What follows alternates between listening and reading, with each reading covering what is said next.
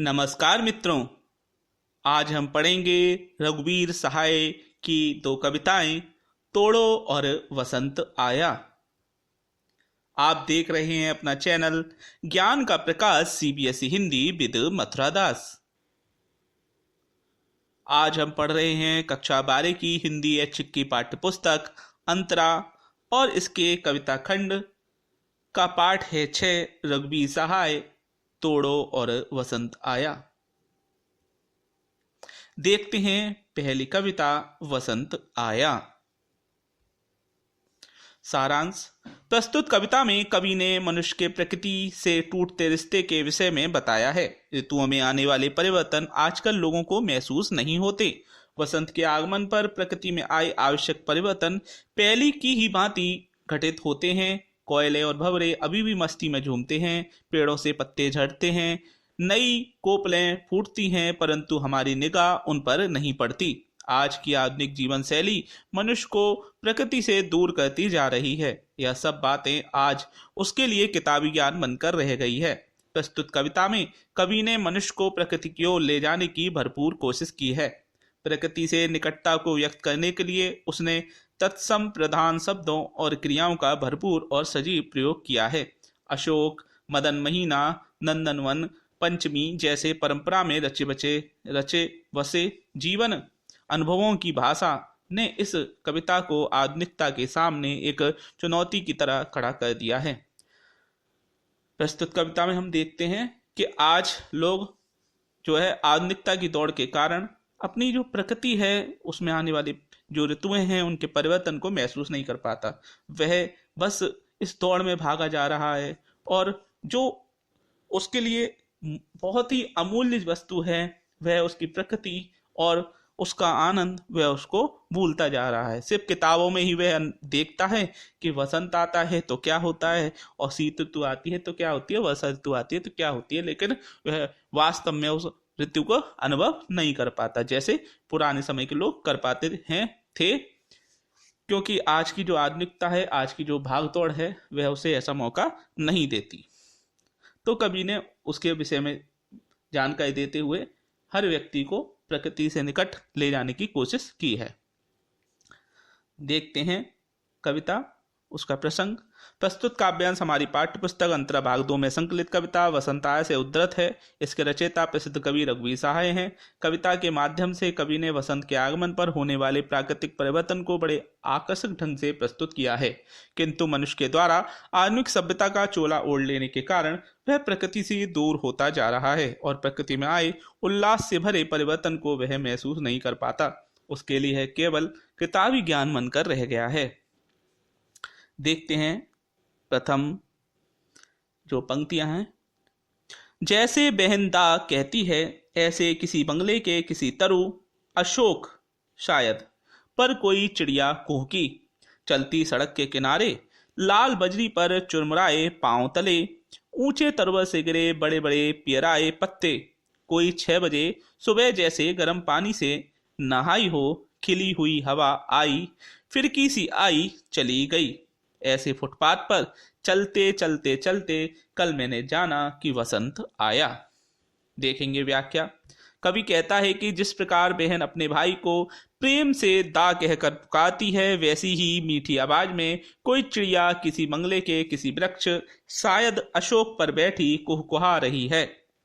चहल पहल भरी सड़क के किनारे बिछी लाल बजरी पर ऊंचे घने पेड़ों से गिरे बड़े बड़े पीले पत्ते चरमर की ध्वनि के साथ पैर के नीचे आ रहे हैं। सुबह के लगभग 6 बजे हैं और कवि को ऐसा एहसास होता है कि गोल गोल घूमने वाली फिरकी जैसी आई हवा गर्म पानी से नहाकर खिली खिली सी हो चली है। इस तरह कवि ने सड़क के फुटपाथ पर चलते चलते कल ही यह जाना कि वसंत आ गया है। अर्थात प्रकृति में परिवर्तन स्वाभाविक रूप से ही हो रहा है। वसंत ऋतु के आगमन पर चिड़िया चहचहा रही हैं, पेड़ों से सूखे पत्ते झड़ रहे हैं और नई कोपलें आ रही हैं। सुबह सुबह शरीर में स्फूर्ति भरती ताजी हवा का मस्ती में बहना सब कुछ पहले जैसा ही महसूस होता है। परंतु आज की आधुनिक शहरी संस्कृति ने प्रकृति से हमारा रिश्ता तोड़ दिया है। हम प्रकृति से दूर होते जा रहे हैं। इस कारण ऋतुओं में आने वाले परिवर्तन को हम महसूस नहीं करते। वसंत का उल्लास हमें प्रसन्न नहीं करता, उसका आना बस आना भर जान पड़ता है। आगे देखते हैं। और यह कैलेंडर से मालूम था अमुक दिन अमुक बार मदन महीने की होवेगी पंचमी। दफ्तर में छुट्टी थी, यह था प्रमाण। और कविताएं पढ़ते रहने से यह पता था कि दह दह दहकेंगे कहीं ढाक के जंगल, आम बोरें आवेंगी, रंग रस गंध से लदे फंदे दूर के विदेश के वे नंदनवन होएंगे यशस्वी। मधु मस्त पिक भौरे आदि अपना अपना कृतित्व अभ्यास करके दिखावेंगे। देखते हैं व्याख्या। कवि कहता है कि मुझे कैलेंडर देखकर यह जानकारी हुई कि किस दिन अथवा किस वार को कामदेव के महीने अर्थात वसंत पंचमी होगी। इस बात का प्रमाण यह था कि इस दिन उसके ऑफिस की छुट्टी भी थी। इस प्रकार आधुनिक जीवन शैली में बसंत ऋतु के आने की सूचना तो मिल जाती है, परंतु उसका वास्तविक अनुभव नहीं हो पाता। कवि आगे कहता है कि कविताएं पढ़ने से उसे यह तो पता चल ही जाता है कि वसंत आने पर जंगलों में पलाश के लाल लाल फूलों के सौंदर्य से पूरा वन प्रदेश भर जाएगा, वहीं आम के पेड़ भी मंजरियों से भर जाएंगे। दूर देश के आनंददायी वन आकर्षक रंगों फलों फूलों के रस और गंध के भाव से लदे हुए अत्यंत शोभा पाते हुए यश को प्राप्त करेंगे, अर्थात उनकी ख्याति दूर दूर तक फैल जाएगी। फूलों के रस को पीकर मस्त हुए कोयल, भौरे तथा अन्य दूसरे पक्षी भी आनंद से भरकर अपने अपने मधुर गीत गाएंगे। अंतिम पंक्तियां। यही नहीं जाना था कि आज के नगण्य दिन जानूंगा जैसे मैंने जाना कि वसंत आया। व्याख्या। कवि ने जब प्रकृति के स्वरूप का साक्षात्कार किया तो उसे अनुभव हुआ कि वसंत के बारे में सारी बातें तो वे कैलेंडर और किताबों से ही जानता था, परंतु उसे यह नहीं पता था कि इस तुच्छ दिन वसंत का आगमन इस प्रकार से भी जान लेगा जिस प्रकार से आज में उसने जाना, अर्थात उसे वसंत के आगमन पर होने वाले प्राकृतिक परिवर्तन और उसके आनंद का पुस्तकीय ज्ञान तो था, परंतु आज पहली बार उसने वसंत के आगमन को हृदय से अनुभव किया। तात्पर्य है कि पुस्तकीय ज्ञान की जगह प्रकृति को गले लगाकर ही हमें जीवन का वास्तविक आनंद प्राप्त हो सकता है। देखते हैं क्या है विशेष इस कविता में। भाषा में सरलता सरसता और प्रभामयता है। मुक्तक छंद की कविता है। कविता में चित्रात्मकता है। आधुनिक जीवन शैली पर करारा व्यंग किया गया है। प्रकृति को जानने और उससे जोड़ने की पूरी कोशिश की गई है। अब देखते हैं दूसरी कविता, रघुवीर सहाय की कविता तोड़ो। सारांश। प्रस्तुत कविता तोड़ो में कवि कोई नई कल्पना करना चाहता है, अर्थात कवि रचना लिखना चाहता है, किंतु उसके मन की ऊब उसे नए सृजन की आज़ादी नहीं देती। यहाँ धरती और मन को एक समान बताया गया है। जिस प्रकार धरती बंजर होने पर उसमें नई फसल नहीं होती, उसी प्रकार मन में भी यदि किसी प्रकार की कोई कुंठा या ऊब हो तो इस मन से कोई नई कल्पना उत्पन्न नहीं हो सकती। इसलिए वे चाहता है कि इस तरह की सभी रुकावटों को तोड़ दिया जाए जिससे नया सृजन हो सके। देखते हैं कविता। तोड़ो तोड़ो तोड़ो ये पत्थर ये चट्टाने, ये झूठे बंधन टूटे तो धरती को हम जाने। सुनते हैं मिट्टी में रस है जिससे उगती दूब है, अपने मन के मैदानों पर व्यापी कैसी ऊब है, आधे आधे गाने। तोड़ो तोड़ो तोड़ो ये पत्थर ये चट्टाने। देखते हैं प्रसंग।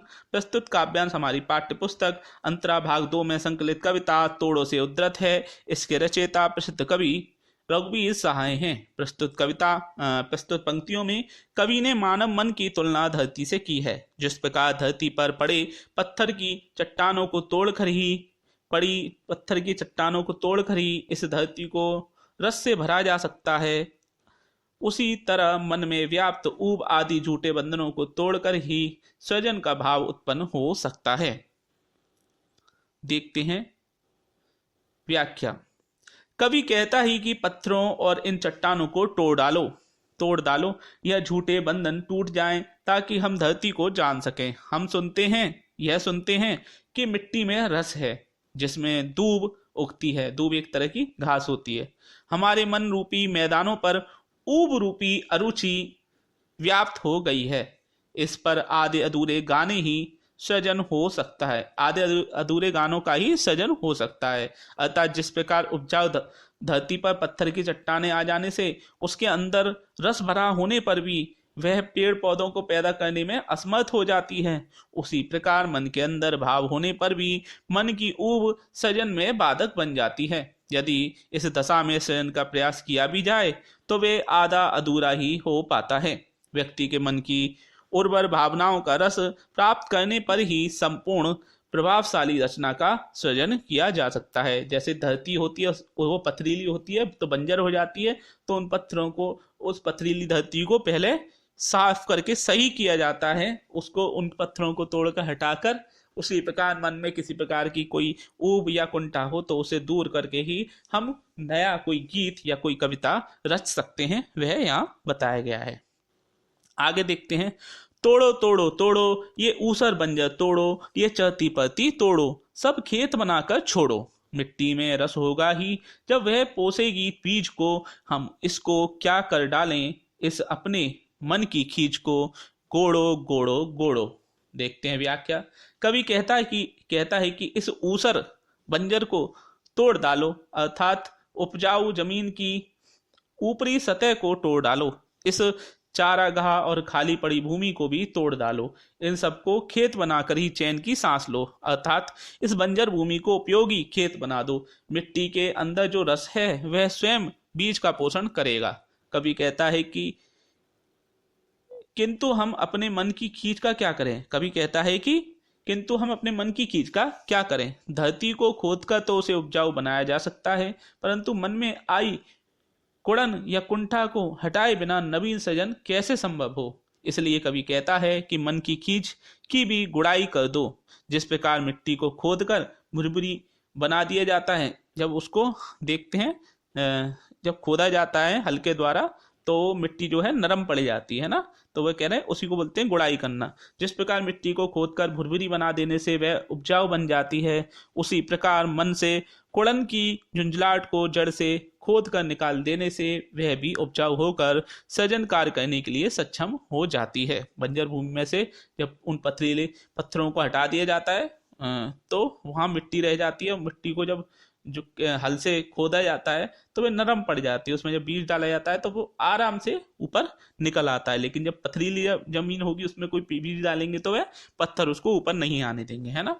तो उन पत्थरों को हमारी कुंठा का प्रतीक बताया गया है। वैसे ही हमारे मन में विचार तो रहते हैं, अच्छे विचार, लेकिन वे बाहर नहीं आ पाते। तो यह थी कविता तोड़ो। देखते हैं इसमें क्या था विशेष। भाषा में सरलता, सरसता और प्रभावमेता है। मुक्तचंद की कविता है। अलंकारों का सुंदर प्रयोग किया गया है। पत्थर, चट्टान और धरती का प्रतीकात्मक चित्रण किया गया है।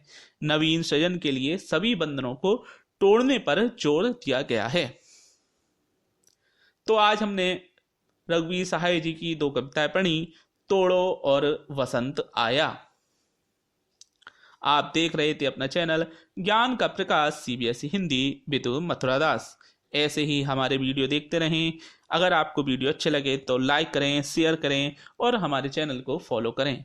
हमारे इन वीडियो को आगे और लोगों तक और बच्चों तक और छात्रों तक अवश्य पहुंचाएं।